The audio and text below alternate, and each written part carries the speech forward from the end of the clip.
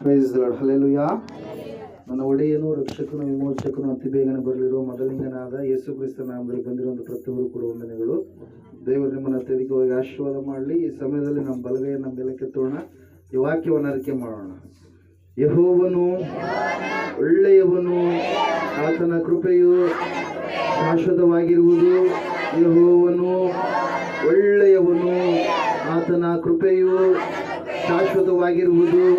ಯೆಹೋವನು ಒಳ್ಳೆಯವನು, ಆತನ ಕೃಪೆಯು ಶಾಶ್ವತವಾಗಿರುವುದು. ಆಮೇನ್, ಆಮೇನ್, ಆಮೇನ್. ಹಲ್ಲೆಲೂಯಾ. ವಾಕ್ಯ ಹೇಳ್ತಾ ಇದೆ ಪ್ರಿಯರಿ, ಜಕ್ಕ ಏನ್ ಮಾಡಿದಂತೆ, ಇಳಿದು ಬಂದ, ನೋಡ್ಬೇಕಂತೇಳಿ ಬಂದ, ಯೇಸುವನ್ನ ನೋಡಲು ಅಪೇಕ್ಷಿಸಿದ. ಹಲ್ಲೆಲೂಯಾ. ನೋಡಿದ ಮೇಲೆ ತನ್ನನ್ನು ತಾನು ಏನ್ ಮಾಡಿದ, ನೋಡಿಕೊಳ್ಳಿ. ಇದು ಬಹಳ ಮುಖ್ಯ. ಹೆರೋದನ್ನ ನೋಡ್ಬೇಕಂತೇಳಿ ಅನ್ಕೊಂಡ, ತನ್ನನ್ನು ತಾನು ನೋಡ್ಕೊಳ್ಳಿಲ್ಲ. ಹೆರೋದನ ಜೀವಿತದಲ್ಲಿ ಅನೇಕ ಪಾಪ ಇದೆ. ಹಲ್ಲೆಲೂಯಾ. ಈ ಗ್ರೀಕರು ಯೇಸುವನ್ನು ನೋಡ್ಬೇಕಂತೇಳಿ ಅನ್ಕೊಂಡ್ರು, ಆದ್ರೆ ತಮ್ಮನ್ನು ತಾವು ಏನ್ ಮಾಡಲಿಲ್ಲ, ನೋಡಿಕೊಳ್ಳಲಿಲ್ಲ ಪ್ರಿಯರು. ಅದರ ಸಲುವಾಗಿ ನಾವು ಯೇಸುವನ್ನ ನೋಡಿದಂತವ್ರು ಈ ಮೂವರು ಹೆಂಗ್ ನೋಡ್ತಾ ಇದ್ದಾರೆ, ಕೆಲವೊಬ್ರು ಅದ್ಭುತಗಳಿಗಾಗಿ ಯೇಸುವನ್ನು ನೋಡಿದ್ರು, ಇನ್ನು ಕೆಲವರು ಜ್ಞಾನಕ್ಕಾಗಿ ಯೇಸುವನ್ನು ನೋಡಿದ್ರು. ಮೂರನೇದಾಗಿ ಜಕ್ಕಾಯಿ ಯೇಸುವನ್ನು ಹೆಂಗ್ ನೋಡ್ತಾ ಇದ್ದಾನೆ, ಯೇಸುವನ್ನು ನೋಡ್ತಾ ಇದ್ದಾನೆ, ತನ್ನನ್ನು ತಾನು ಕೂಡ ನೋಡಿಕೊಳ್ತಾ ಇದ್ದಾನೆ. ಹಲ್ಲೆಲೂಯಾ. ಕೊನೆಯದಾಗಿ 4ನೇ ಅಂಶ ಹೇಳ್ತೀನಿ. ಮತ್ತಾಯನ ಬರೆದ ಸುವಾರ್ತೆ ತೆಗಿರಿ, 14ನೇ ಅಧ್ಯಾಯ ತೆಗೆದಿದ್ದೀರಾ?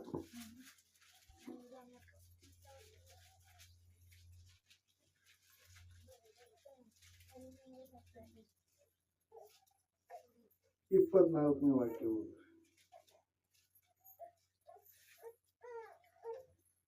ಅಷ್ಟರಲ್ಲಿ ದೋಣಿಯು ಭೂಮಿಗೆ ಬಹು ದೂರವಾಗಿ ಹೋಗಿತ್ತು ಮತ್ತು ಎದುರುಗಾಳಿ ಬೀಸುತ್ತಿದ್ದರಿಂದ ತೆರೆಗಳು ಬಡಿತಕ್ಕೆ ಸಿಕ್ಕಿ ಒದ್ದಾಡುತ್ತಿತ್ತು. ರಾತ್ರಿಯ 4ನೇ ಜಾವದಲ್ಲಿ ಯೇಸು ಸಮುದ್ರದ ಮೇಲೆ ನಡೆದು ಅವರ ಕಡೆಗೆ ಬಂದನು. ಸಮುದ್ರದ ಮೇಲೆ ನಡೆಯುವ ಆತನನ್ನು ಶಿಷ್ಯರು ನೋಡಿ ಭೂತವೆಂದು ತತ್ತರಿಸಿ ಭಯದಿಂದ ಕೂಗಿದರು. ಕೂಡಲೇ ಯೇಸು ಮಾತಾಡಿ ಅವರಿಗೆ, ಧೈರ್ಯವಾಗಿರಿ, ನಾನು ಅಂಜಬೇಡಿರಿ ಎಂದು ಹೇಳಿದನು. ಅದಕ್ಕೆ ಪೇತ್ರನು, ಸ್ವಾಮಿ, ನೀನೇ ಆದರೆ ನನಗೆ ನೀರಿನ ಮೇಲೆ ನಡೆದು ನಿನ್ನ ಬಳಿಗೆ ಬರುವುದಕ್ಕೆ ಅಪ್ಪಣೆ ಕೊಡು ಅನ್ನಲು ಆತನು, ಬಾ ಅಂದನು. ಆಗ ಪೇತ್ರನು ಯೇಸುವಿನ ಬಳಿಗೆ ಹೋಗುವುದಕ್ಕೆ ದೋಣಿಯಿಂದ ಇಳಿದು ನೀರಿನ ಮೇಲೆ ನಡೆದನು. ಹಲ್ಲೆಲೂಯಾ. Praise the lord. ಸಂದರ್ಭ ನೋಡ್ತಾ ಇದ್ದೇವೆ. ಏಸಪ್ಪ ಹೇಳ್ತಾ ಇದ್ದಾನೆ, ಆಯ್ತು ನೀವು ದೋಣಿಯನ್ನು ಹತ್ಕೊಂಡು ನೀವೇನ್ ಮಾಡ್ಬಿಡ್ರಿ, ಹೋಗ್ಬಿಡ್ರಿ ಅಂತ ಹೇಳಿ. ಎಷ್ಟು ಜನ ಇದ್ದಾರೆ ಏಸಪ್ಪನ ಶಿಷ್ಯರು? 12 ಜನ. 12 ಜನ ದೋಣಿ ಹತ್ತಿದ್ರೆ ಏನ್ ಮಾಡ್ತಾ ಇದ್ದಾರೆ, ಹೋಗ್ತಾ ಇದ್ದಾರೆ. ಭೂಮಿಯಿಂದ ಬಹು ದೂರ ಹೋಗಿತ್ತು ದೋಣಿ. ಹಲ್ಲೆಲೂಯಾ. ಹೊಳೆ ಬೇರೆ, ಸಮುದ್ರ ಬೇರೆ. ಅರ್ಥ ಆಗತ್ರಿ? ಸಮುದ್ರ ನೋಡಿದೀರಾ? ಎಷ್ಟು ಜನ ನೋಡಿದ್ರಿ ಸಮುದ್ರವನ್ನು? ಒಬ್ಬರು. ಹಲ್ಲೆಲೂಯಾ. ನೀವು ಡ್ಯಾಮ್ ನೋಡಿರಿ? ಡ್ಯಾಮ್ ಹೆಂಗೆ ನೋಡಿದ್ರೆ, ಎಲ್ಲಿ ನೋಡಿದ್ರೆ ಬರೀ ಆಯ್ತು ಆಕಾಶ ನೀರು ಅಂಡಿಗೆ ಮುಟ್ಟವೇನೋ ಅನ್ನುವಂಥ ರೀತಿಯಲ್ಲಿ ಕಾಣಿಸ್ತಾ ಇರುತ್ತೆ. ಹಲ್ಲೆಲೂಯಾ. ಅದರಂಗೆ ಈ ಸಮುದ್ರ, ದೊಡ್ಡದಾಗಿರ್ತಕ್ಕಂಥ ಸಮುದ್ರದಲ್ಲಿ ಇವರು ದೋಣಿಯಲ್ಲಿ ಹತ್ತಿ ಹೋಗ್ತಾ ಇದ್ದಾರೆ. ಬಹಳ ದೂರದವರೆಗೆ ಹೋಗಿದ್ದಾರೆ. ಹೋದಂತ ಸಂದರ್ಭದಲ್ಲಿ ಏಸಪ್ಪ ಏನ್ ಮಾಡಿದ, ಪ್ರಾರ್ಥನೆ ಮಾಡೋದಕ್ಕಾಗಿ ಬೆಟ್ಟವನ್ನ ಏರಿ ಪ್ರಾರ್ಥನೆ ಮುಗಿಸ್ಕೊಂಡು ಬರ್ತಾ ಇರಬೇಕಾದ್ರೆ ಇವರು, ಏಸಪ್ಪ ಎಲ್ಲಿಗೆ ಹೋಗ್ತೀಯಪ್ಪ, ನಾವು ಕೂಡ ನಿನ್ನ ಸಂಗಡ ಬರ್ತೀವಿ ಅಂತೇಳಿ ಒಂದು ಮಾತು ಕೂಡ ಅಂದಿಲ್ಲ. ಯಾಕಂದ್ರೆ ಬೇಸ್ ಊಟ ಆಗ್ಯದ, ಆಯ್ತು ಸ್ವಾಮಿ ಊಟದವರೆಗೆ ಎಷ್ಟೇ, ನೀವು ಊಟ ಆದ್ರಿಲ್ಲ, ಅವರಿಗೆ ಬೇಕಾಗಿಲ್ಲ ಎನ್ನುವಂಥ ರೀತಿಯಲ್ಲಿ ಇರ್ತಕ್ಕಂಥ ಶಿಷ್ಯರು ಇವರು. ಹಲ್ಲೆಲೂಯಾ. Praise lord. ಯೇಸುಸ್ವಾಮಿ ಶಿಷ್ಯರು ಬಹಳ ಗಮ್ಮತ್ತು, ಒಬ್ಬೊಬ್ರದ್ದು ಒಂದೊಂದು ಥರ ಕ್ಯಾರೆಕ್ಟರ್ ಐತೆ ಅವ್ರಿಗೆ. ಹಲ್ಲೆಲೂಯಾ. ಅದ್ರಾಗ ಬಹಳ ದುಡುಕಿನ ಮನುಷ್ಯ ಅಂದ್ರೆ ಯಾರು? ಪೇತ್ರ. ಬಹಳ ಬೇಗ ನಂಬಿಕೆಯನ್ನ ವ್ಯಕ್ತಪಡಿಸುವ ಮನುಷ್ಯ ಅಂದ್ರೆ ಯಾರು? ಶಿಷ್ಯ ಅಂದ್ರೆ ಯಾರು? ಪೇತ್ರ. ಯೇಸು ಸ್ವಾಮಿ 5 ರೊಟ್ಟಿ 2 ಮೀನುಗಳನ್ನು 5,000ಕ್ಕಿಂತ ಹೆಚ್ಚು ಪುರುಷರು ಅಂದ್ರೆ 20,000 ಜನರಿಗೆ ಹಂಚಿದ ಮೇಲೆ ಆಗಿರ್ತಕ್ಕಂಥ ಒಂದು ಘಟನೆ ಇದು ಪ್ರಿಯರೇ. ಆದ್ಮೇಲೆ ಸಮುದ್ರ ದಾಟಿ ಹೋಗ್ಬೇಕು. ಏಸಪ್ಪ ಹೇಳ್ತಾ ಇದ್ದಾನೆ, ನೀವು ಹೋಗ್ಬಿಡ್ರಿ, ನಾನು ಕೂಡ ಬರ್ತೀನಿ ಅಂತೇಳಿ. ಸ್ವಾಮಿ ನೀನು ಹೆಂಗ್ ಬರ್ತೀನಿ ಅಂತ ಹೇಳನು ಕೇಳಿಲ್ಲ, ಏನು ಕೇಳಿಲ್ಲ. ಆಯ್ತಗ ಅಂತೇಳಿ ಏನ್ ಮಾಡ್ಬಿಟ್ರ, ಹೋಗಂತ ಹೇಳೇನಂತೇಳಿ ಪಾಪ ಅವರು ಹೋಗ್ಬಿಟ್ರು. ಹೋದ ತಕ್ಷಣ ದೂರ ಹೋದ್ಮೇಲೆ ತೆರೆಗಳು ಏನ್ ಮಾಡ್ತಾ ಇದಾವೆ, ಅಪ್ಪಳಿಸ್ತಾ ಇದಾವೆ. ತೆರೆಗಳು ಬರ್ತಾ ಇದಾವೆ. ಟಿವಿ ನೋಡಿರ್ತೀವಿ, ಅಲ್ಲಿ ತೆರೆಗಳು ಬರ್ತಾ ಇದೆ, ಬಿರುಗಾಳಿ ಬೀಸ್ತಾ ಇದೆ, ಅಲ್ಲ ಕಲ್ಲೋಲ ಆಗ್ತಾ ಇದೆ.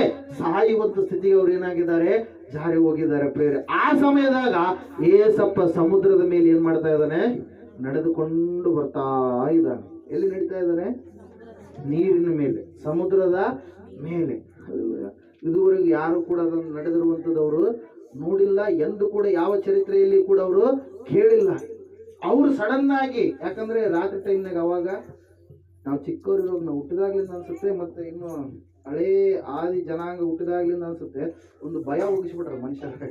ಏನ್ರಿ, ದೆವ್ವ ಐತಿ ಭೂತ ಐತಿ ಅಂತೇಳಿ.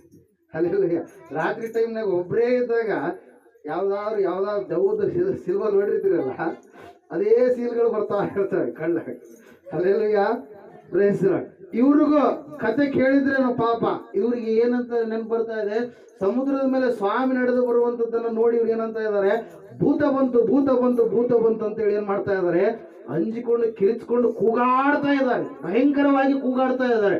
ಅವಾಗ ಸ್ವಾಮಿ ಹೇಳ್ತಾ ಇದ್ದಾನೆ ಏನಂತೇಳಿ, ಧೈರ್ಯವಾಗಿರಿ ನಾನು ಅಂತೇಳಿ ಅಂದ. ಒಂದೇ ಮಾತು ಹೇಳಿದ. ಅವಾಗ ಅವ್ರು ಏನ್ ಮಾಡಿದ್ರು, ಆಯ್ತು ಪೇತ್ರನ ಹೇಳಿದ್ನಲ್ಲ, ಪೇತ್ರ ಯಾವಾಗ್ಲೂ ದುಡುಕಿನ ಮನುಷ್ಯ, ಫಸ್ಟ್ ನಾನೇ ಇರ್ಬೇಕು, ಏನಾಗಲಿ ಪಾಸನಾಗ್ಲಿ ಫೇಲನ್ನಾಗ್ಲಿ ಫಸ್ಟ್ ನಾನೇ ಇರ್ಬೇಕಂತೇಳಿ, ಸ್ವಾಮಿ ನೀನೇ ಆದ್ರೆ ನನಗೂ ಕೂಡ ಪಡ್ಕೊಂಡು ನಾನು ಕೂಡ ನಡಿಬೇಕು, ನೀರಿನ ಮೇಲೆ ನೀನಷ್ಟೇ ನಡೆದಲ್ಲ ನಾನು ಕೂಡ ನಡಿಬೇಕಂದ ತಕ್ಷಣ ಆಯ್ತು ಮಗನೇ ಬಾ ಅಂತೇಳಿ ಅಂದ ಸ್ವಾಮಿ. ನಡಿತಾ ಇದ್ದಾನೆ ನೀರಿನ ಮೇಲೆ, ನಡೆದ ತಕ್ಷಣ ಏನಾಗ್ತಾ ಇದೆ ಅಂದ್ರೆ, ಸ್ವಾಮಿಯನ್ನು ನೋಡುವಂಥದನ್ನ ಬಿಟ್ಟು ಯಾರು ನೋಡ್ತಾ ಇದ್ದಾನೆ, ಅಲೆಗಳನ್ನ ನೋಡ್ತಾ ಇದ್ದಾನೆ, ಗಾಳಿಯನ್ನು ನೋಡ್ತಾ ಇದ್ದಾನೆ. ಸಡನ್ ಆಗಿ ಯಾವಾಗ ಗಾಳಿಯನ್ನು ನೋಡೋದಕ್ಕೆ, ಅಲೆಗಳನ್ನು ನೋಡೋದಕ್ಕೆ ಪ್ರಾರಂಭ ಮಾಡಿದ, ಸ್ವಾಮಿನ ನೋಡೋದು ಬಿಟ್ಟು ಅವಾಗ ಆತ ಏನದ, ಮುಳುಗ್ತಾ ಇದ್ದಾನೆ. ಅಲ್ಲೆಲ್ಲೂಯ್ಯ, ಅರ್ಥ ಆಗ್ತಾ ಇದನ್ನ ಪಾಯಿಂಟ್. ಅಲ್ಲೆಲ್ಲೂಯ್ಯ, ಸ್ವಾಮಿನ ನೋಡೋದು ಬಿಟ್ಟು ನೀನ್ ನಂಬಿದ ಮೇಲೆ ಆ ಕಡೆ ಈ ಕಡೆ ಸಮಸ್ಯೆನ ನೀನ್ ನೋಡಿದ್ರೆ ನಿನಗೆ ಸಮಸ್ಯೆ ಹೆಂಗ್ ಕಾಣುತ್ತೆ, ಬೆಟ್ಟದಂಗೆ ಕಾಣುತ್ತೆ. ಅಲ್ಲೆಲ್ಲೂಯ್ಯ, ಆಯ್ತು ಇದನ್ನ ಜಯಿಸಕ್ಕೆ ನನ್ನಿಂದ ಆಗೋದೇ ಇಲ್ಲ ಅಂತೇಳಿ ಕಾಣುತ್ತೆ. ಆದ್ರೆ ಸ್ವಾಮಿ ನೋಡುವಾಗ ಪೇತ್ರನ ಏನ್ ಮಾಡ್ತಾ ಇದ್ದಾನೆ, ನಡಿತಾ ಇದ್ದಾನೆ ನೀರಿನ ಮೇಲೆ. ನಡೆದಿಲ್ಲ ಅವನು ಯಾವತ್ತೂ ಕೂಡ, ಆದ್ರೆ ನೀರಿನಲ್ಲೇ ಬಹಳ ಈಜಾಡಿ ಬಹಳ ಮೀನುಗಳನ್ನು ಹಿಡಿಯುವಂತ ಒಬ್ಬ ಬೆಸ್ತಗಾರ. ಯಾರು, ಪೇತ್ರ. ನೀರಿನ ಮೇಲೆ ನಡೆದಿಲ್ಲ, ಆವತ್ತು ನಡೆದ. ಯಾವಾಗ ನಡೆದ, ಸ್ವಾಮಿಯನ್ನ ನೋಡುವಾಗ ನಡಿತಾ ಇದ್ದಾನೆ. ಯಾವಾಗ ಸ್ವಾಮಿಯನ್ನು ನೋಡೋದು ಬಿಟ್ಟಾಗ ಏನ್ ಮಾಡ್ತಾ ಇದ್ದಾನೆ, ಮುಳುಗ್ತಾ ಇದ್ದಾನೆ. ನಾವು ಕೂಡ ನಂಬಿಕೆಯ ಕಡೆಗೆ ಬಂದೀವಿ ನಾವು. ನಮ್ಮ ಕಣ್ಣುಗಳು ನಾವು ಸಾಮಾನ್ಯವಾಗಿ ನಾವು ನೋಡಬಾರ್ದು. ಸಾಮಾನ್ಯ ಕಣ್ಣುಗಳು ಬೇರೆಯವರು ಕೂಡ ಹಂಗೆ ನೋಡ್ತಾರೆ, ನಂಬಲಾರ್ದು. ಆದ್ರೆ ನಾವ್ ಹೆಂಗ್ ನೋಡ್ಬೇಕು, ಆತ್ಮಿಕ ಕಣ್ಣುಗಳುಳ್ಳವರಾಗಿ. ಆತ್ಮಿಕ ಕಣ್ಣುಗಳುಳ್ಳವರಾಗಿ ನಾವು ನೋಡಿದ್ರೆ ಸಮಸ್ಯೆಯಾಗಿ ಕಾಣಲ್ಲ. ಯಾಕಂದ್ರೆ ದೇವ್ರು ನನ್ನ ಸಂಗಡ ಇದ್ದಾನೆ, ದೇವ್ರ ಆ ಸಮಸ್ಯೆಯನ್ನು ಜಯಿಸೋದಕ್ಕೆ ನನಗೆ ಶಕ್ತಿ ಕೊಡುತ್ತಾನೆ ಅಂತೇಳಿ. ಹಲ್ಲೆಲೂಯಾ. ದೇವರು ನನ್ನ ಬಳಿಗಿರುವಾಗ, ನನ್ನ ಸಂಗಡ ಇರುವಾಗ, ನನ್ನ ಒಳಗಡೆ ಇರುವಾಗ, ನನ್ನ ಮೇಲೆ, ನನ್ನ ಅಕ್ಕಪಕ್ಕ ರೌಂಡ್ ಆಗಿ ದೇವರೇ ಇರುವಾಗ, ದೇವರ ಪ್ರಸನ್ನತೆ ಇರುವಾಗ ಆ ಸಮಸ್ಯೆ ನನಗೆ ದೊಡ್ಡದಾಗಿ ಕಾಣಿಸೋದೇ ಇಲ್ಲ. ವಾಕ್ಯ ಹೇಳ್ತಾ ಇದೆ ಪ್ರಿಯರೇ, ಪೇತ್ರನು ಸ್ವಾಮಿಯನ್ನು ನೋಡೋದು ಬಿಟ್ಟು ಯಾವುದನ್ನು ನೋಡಿದ? ಮುಂದೆ ಓದ್ರಿ, ಕಂಟಿನ್ಯೂ. ಆದರೆ ಅಂದ್ರೆ ಏನೋ ಐತೆ ಅಂತೇಳಿ ಅರ್ಥ. ಆದ್ರೆ ಅಂತೇಳಿ ಎಲ್ಲಿ ಬರ್ತಲ್ಲ, ಅಲ್ಲಿ ಏನೋ ಒಂದು ಪ್ರಾಬ್ಲಮ್ ಆಗ್ಯದ. ಹಲ್ಲೆಲೂಯಾ. ಇಷ್ಟು ಹೊತ್ತು ಏನ್ ನೋಡ್ತಾ ಇದ್ದ? ಸ್ವಾಮಿ ನೋಡ್ತಾ ಇದ್ದ. ಇವಾಗ ಯಾರು ನೋಡ್ತಾ ಇದ್ದಾನೆ? ಗಾಳಿಯನ್ನ ನೋಡ್ತಾ ಇದ್ದಾನೆ. ಓದ್ರಿ, ಕಂಟಿನ್ಯೂ. ಭಯಪಟ್ಟು ಮುಳುಗುತ್ತಾ ಸ್ವಾಮಿ ನನ್ನನ್ನು ಕಾಪಾಡು. ಆ ಕ್ಷಣವೇ ಏಸು ಕೈ ಚಾಚಿ ಅವನನ್ನು ಹಿಡಿದು, ಅಲ್ಪ ವಿಶ್ವಾಸಿಯೇ ಯಾಕೆ ಸಂದೇಹ ಪಟ್ಟೆ ಎಂದು ಹೇಳಿದನು. ಹಲ್ಲೆಲೂಯಾ. ನಂಬಿದ ಮೇಲೆ. ಪೇತ್ರ ಅಂದ್ರೆ ಯಾರು? ಜಕ್ಕಯ್ಯ ಅಂದ್ರೆ ಯಾರು? ನಂಬೋದಕ್ಕಿಂತ ಮುಂಚೆ. ಹಲ್ಲೆಲೂಯಾ. ರಕ್ಷಣೆ ಹೊಂದಿವಿ. ಇನ್ನ ಸದ್ಯ ರಕ್ಷಣೆ ಹೊಂದ ಮೇಲೆ ಸಮಸ್ಯೆಗಳು ಬರ್ತವೆ, ಎಲ್ರಿಗೂ ಬರ್ತವೆ ಸಮಸ್ಯೆಗಳು. ದೇಹ ಇರೋರಿಗೆ ಸಮಸ್ಯೆಗಳು ಎಲ್ರಿಗೂ ಬರ್ತವೆ.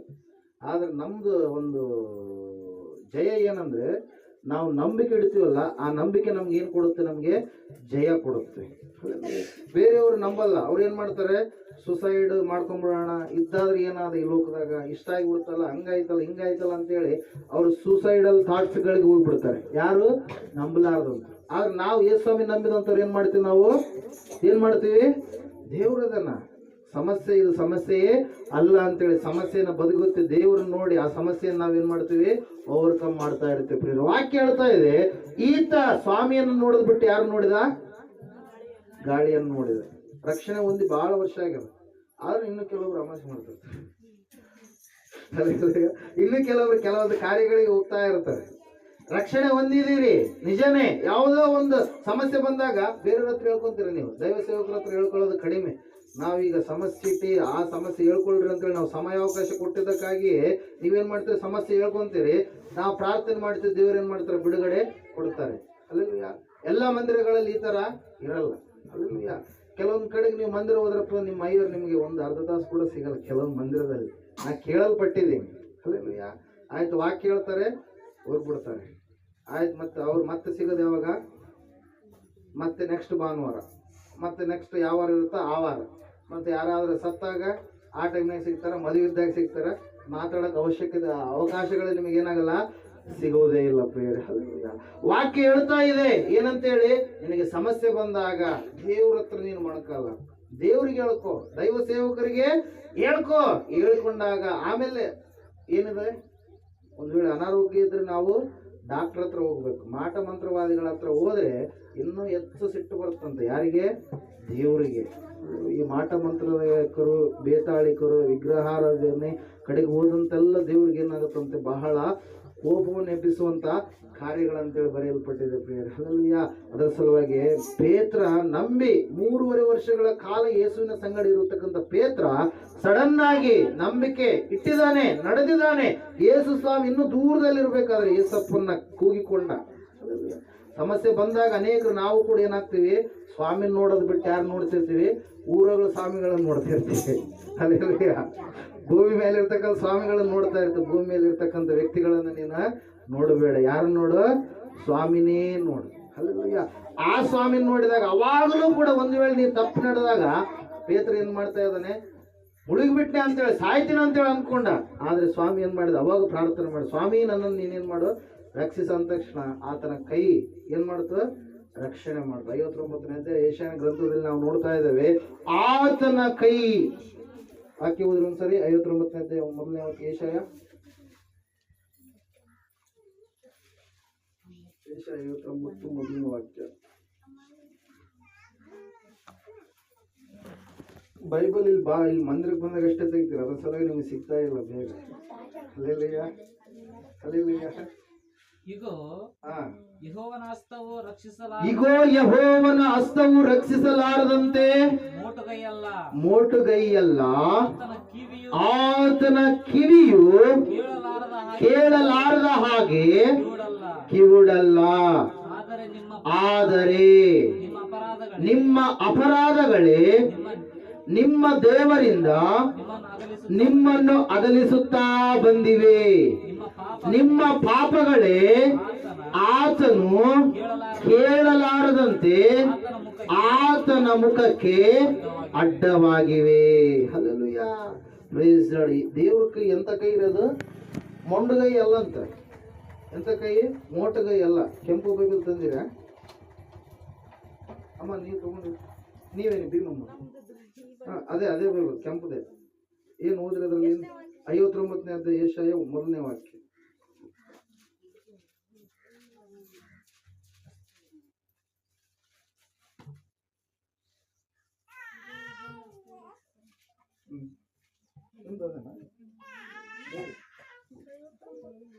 ಏಷಾಯ 59. ಏಷಾಯ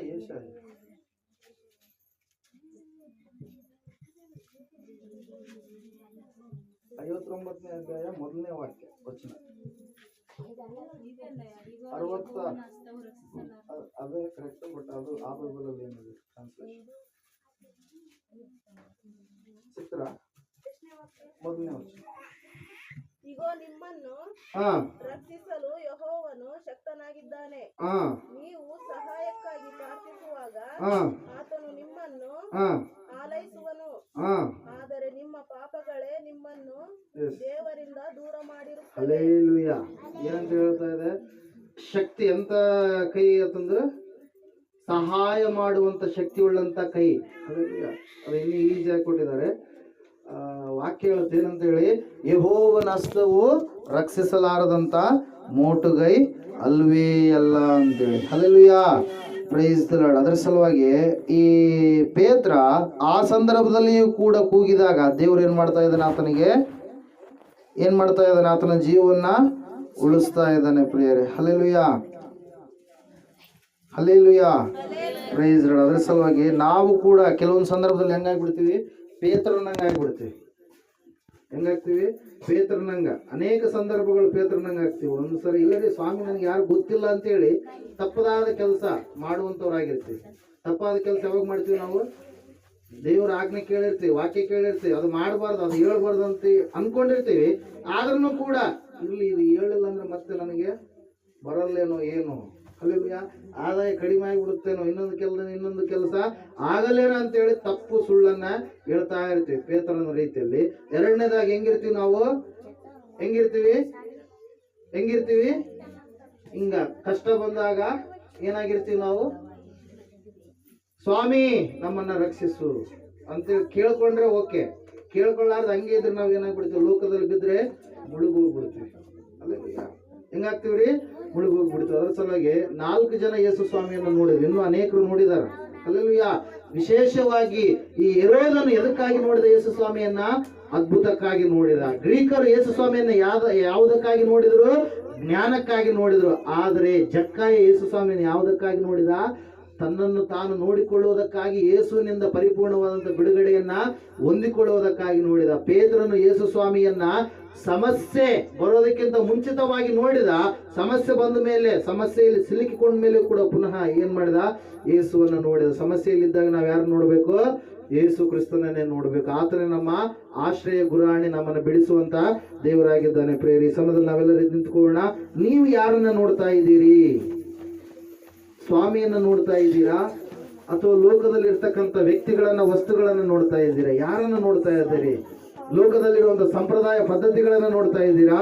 ನಿನ್ನನ್ನು ಬಿಡಿಸುವಂತ ಸ್ವಾಮಿಯನ್ನ ನೋಡ್ತಾ ಇದ್ದೀಯಾ? ಒಂದ್ಸಾರಿ ಆಲೋಚನೆ ಮಾಡು.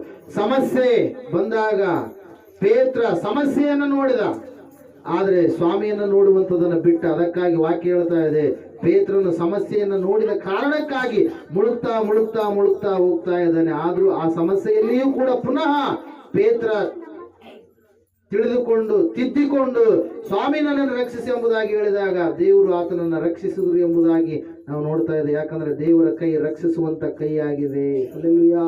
ಆತನ ಕೈ ಮೋಟುಗೈಯಲ್ಲ, ಮೊಂಡುಗೈಯಲ್ಲ. ಆತನ ಕೈ ಯಾವಾಗಲೂ ಕೂಡ ರಕ್ಷಣೆ ಮಾಡ್ಬೇಕಂತೇಳಿ ಸದಾ ಸಿದ್ಧವಾಗಿರ್ತಕ್ಕಂಥ ಹಸ್ತವಾಗಿದೆ. ಪ್ರಿಯರೇ, ಒಂದು ಸಂದರ್ಭದಲ್ಲಿ ಪ್ರಾರ್ಥನೆ ಮಾಡಿ. ನೀನು ಯಾರು ನೋಡ್ತಾ ಇದೀಯಾ? ನಿನಗೆ ಅನಾರೋಗ್ಯ ಇರುವಾಗ ಯಾರು ನೋಡ್ತಾ ಇದೀಯ? ನಿನಗೆ ಸಮಸ್ಯೆ ಬಂದಾಗ ಯಾರು ನೋಡ್ತಾ ಇದೀಯಾ? ನೀನು ಸಂಕಷ್ಟದ ಪರಿಸ್ಥಿತಿಯಲ್ಲಿ ದಾಟಿ ಹೋಗುವಾಗ ಯಾರು ನೋಡ್ತಾ ಇದೀಯಾ? ಒಂದು ಸಾರಿ ಆಲೋಚನೆ ಮಾಡು. ಯೇಸು ಇದ್ದಾನೆ. ಯೇಸುವನ್ನು ನಂಬಿದಂತ ಮಗಳು ಆದಂತ ನೀನು ಯೇಸುವನ್ನು ನೋಡುವಾಗ ಆ ಸಮಸ್ಯೆಯನ್ನ ದೇವರು ಸಮಸ್ಯೆಯಾಗಿ ಅಲ್ಲ, ಪರಿಪೂರ್ಣವಾಗಿ ಸಮಾಧಾನವಾಗಿ ಮಾರ್ಪಡಿಸಲು ಶಕ್ತನಾದ ದೇವರಾಗಿದ್ದಾನೆ. ಒಂದ್ಸಾರಿ ಆಲೋಚನೆ ಮಾಡಿ. ಯಾರನ್ನು ನೋಡ್ತಾ ಇದೀಯಾ? ಕೇವಲ ಅದ್ಭುತಕ್ಕಾಗಿ ಯೇಸುವನ್ನು ನೋಡ್ತಾ ಇದೀಯಾ? ಜ್ಞಾನಕ್ಕಾಗಿ ಯೇಸುವನ್ನು ನೋಡ್ತಾ ಇದೀಯಾ? ಒಂದ್ಸಾರಿ ಆಲೋಚನೆ ಮಾಡು ಪ್ರಿಯರೇ. ಇಬ್ಬರು ಕೂಡ ಜ್ಞಾನಕ್ಕಾಗಿ, ಅದ್ಭುತಕ್ಕಾಗಿ ನೋಡಿದ್ರು, ಆದರೆ ಯೇಸುವಿನಿಂದ ಅವರು ಏನು ಕೂಡ ಹೊಂದಿಕೊಳ್ಳಲಾರದೆ ಹೋದ್ರು. ಆದರೆ ಯಾವಾಗ ಜಕ್ಕಾಯ ಯೇಸುವನ್ನು ನೋಡಬೇಕು, ಈ ಲೋಕದಲ್ಲಿ ಎಲ್ಲವೂ ಕೂಡ ವ್ಯರ್ಥ ಎಂಬುದಾಗಿ ತಿಳಿದುಕೊಂಡಿರ್ತಕ್ಕಂಥ ಜಕ್ಕಾಯ ಯೇಸುವನ್ನು ನೋಡುವುದಕ್ಕಾಗಿ ಹೊರಟನು. ಯೇಸುವನ್ನ ಮಾತ್ರ ಅಲ್ಲ, ತನ್ನನ್ನು ತಾನು ಕೂಡ ನೋಡಿಕೊಂಡ. ಪೇತ್ರನು ಯೇಸುವನ್ನು ನೋಡಿದ, ಯೇಸುವನ್ನು ನಂಬಿದ, ನೀರಿನ ಮೇಲೆ ನಡೆದ. ಆದರೆ ಸಮಸ್ಯೆ ಬಂದಾಗ ಸಮಸ್ಯೆಯನ್ನು ನೋಡಿದ ಕಾರಣಕ್ಕಾಗಿ ಮುಳುಗಿ ಹೋದ. ಪುನಃ ದೇವರನ್ನ ಕೇಳಿದಾಗ ರಕ್ಷಿಸುವಂತ ಕೈ ಯೇಸುವಿನ ಕೈ ಆತನನ್ನ ರಕ್ಷಿಸಿತು ಎಂಬುದಾಗಿ ನಾವು ನೋಡ್ತಾ ಇದ್ದೇವೆ. ಅಪನಂಬಿಕೆಯಲ್ಲಿದ್ದೀಯಾ? ಸಮಸ್ಯೆ ಬಂದಂತ ಸಮಯದಲ್ಲಿ ದೇವರನ್ನು ನೋಡದೆ ಬೇರೆವುಗಳನ್ನು ನೋಡುವಂತ ವ್ಯಕ್ತಿಯಾಗಿದ್ದೀಯಾ? ಒಂದ್ಸಾರಿ ಆಲೋಚನೆ ಮಾಡು. ನಿನ್ನ ಕಣ್ಣುಗಳು ಯಾರನ್ನು ನೋಡ್ತಾ ಇದ್ದಾವೆ? ಕೀರ್ತನೆಗಾರನು ಹೇಳ್ತಾ ಇದ್ದಾನೆ 123ನೇ ಕೀರ್ತನೆಯಲ್ಲಿ, ಪ್ರಿಯರೇ ಕಣ್ಣೆತ್ತಿ ಪರ್ವತದ ಕಡೆಗೆ ನೋಡ್ತಾ ಇದ್ದಾನೆ. 121ನೇ ಕೀರ್ತನೆ, 123ನೇ ಕೀರ್ತನೆ ಕೂಡ ಕಣ್ಣೆತ್ತಿ ಪರ್ವತದ ಕಡೆಗೆ ನೋಡ್ತಾ ಇದ್ದೇನೆ, ನನ್ನ ಸಹಾಯವು ಎಲ್ಲಿಂದ ಬರುತ್ತದೆ ಎಂಬುದಾಗಿ. 123ನೇ ಕೀರ್ತನೆಯಲ್ಲಿ ಈ ರೀತಿಯಾಗಿ ಹೇಳ್ತಾ ಇದೆ, ಯಜಮಾನನ ಕಣ್ಣುಗಳು, ದಾಸನ ಕಣ್ಣುಗಳು ಯಜಮಾನನ ಕಣ್ಣುಗಳನ್ನು ನೋಡುವ ಹಾಗೆ, ದಾಸಿಯ ಕಣ್ಣುಗಳು ಯಜಮಾನಿಯ ಕಣ್ಣುಗಳನ್ನು ನೋಡುವ ಹಾಗೆ, ಯೆಹೋವನೇ ಪರಲೋಕದಲ್ಲಿ ಆಸೀನನಾಗಿರುವ ದೇವರೇ, ನಮ್ಮ ಕಣ್ಣುಗಳು ನಿನ್ನನ್ನೇ ನೋಡ್ತಾವೆ ಎಂಬುದಾಗಿ 123ನೇ ಕೀರ್ತನೆಯಲ್ಲಿ ನಾವು ನೋಡ್ತಾ ಇದ್ದೇವೆ. ನಿನ್ನ ಕಣ್ಣುಗಳು ಯಾರನ್ನು ನೋಡ್ತಾ ಇದ್ದಾವೆ?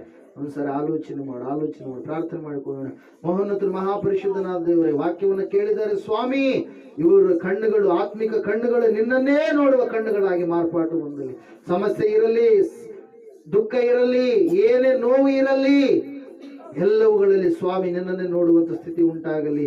ನಿನ್ನನ್ನು ನೋಡುವಂಥದ್ದು ಮತ್ತು ವಾಕ್ಯದ ಮೂಲಕವಾಗಿ ಇವರ ಜೀವಿತಗಳನ್ನು ಇವರು ಕೂಡ ನೋಡಿಕೊಳ್ಳುವಂತ ಸ್ಥಿತಿ ಉಂಟಾಗಲಿ ಎಂಬುದಾಗಿ ನಜರೇತಿನ ಯೇಸು ಕ್ರಿಸ್ತನ ನಾಮದಲ್ಲಿ ಬಂದಿರತಕ್ಕಂಥ ಪ್ರತಿಯೊಬ್ಬರ ಸಮಸ್ಯೆಗಳನ್ನ ಸ್ವಾಮಿ ಇವರು ನಿನ್ನನ್ನು ನೋಡುವಾಗ ನೀನು ಬಿಡುಗಡೆ ಕೊಟ್ಟಿದ್ದೀ ಎಂಬುದಾಗಿ, ಸಂಪೂರ್ಣವಾದ ಸಮಾಧಾನ ಅನುಗ್ರಹ ಮಾಡಿದ್ದೀ ಎಂಬುದಾಗಿ ಯೇಸುವಿನ ನಾಮದಲ್ಲಿ ಪ್ರಾರ್ಥಿಸಿ ಹೊಂದಿದ್ದೇವೆ ಪರಮ ತಂದೆ.